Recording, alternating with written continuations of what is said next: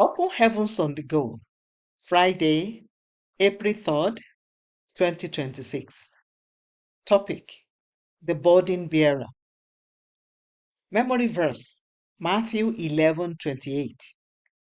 Come unto me, all ye that labor and are heavy laden, and I will give you rest.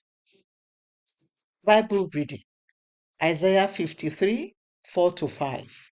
Surely he had borne our griefs and carried our sorrows. Yet we did esteem him stricken, smitten of God, and afflicted. But he was wounded for our transgressions, he was bruised for our iniquities. The chastisement of our peace was upon him, and with his stripes we are healed. The message. In today's memory verse, Jesus invited us to lay our burdens on him. A burden, in this context, refers to a difficult situation that a person must deal with.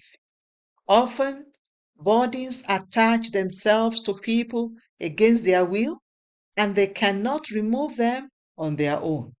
In 1 Kings 17:10-12, the widow of Zarephath had little food left because Elijah had prophesied that there would be no rain or dew until he decreed otherwise.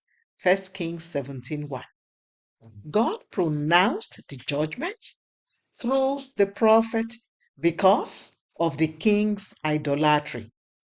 Therefore, the widow was suffering not because she committed any offense, but because of the sins of the head of her nation, and there was nothing she could do to get rid of the situation.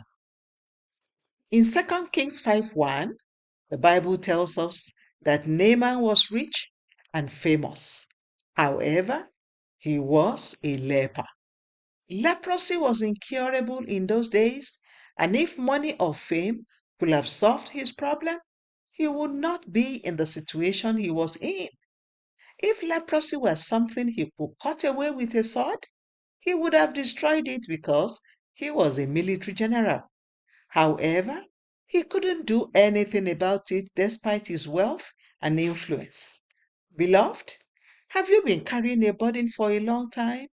Do you have problems that you cannot do anything about?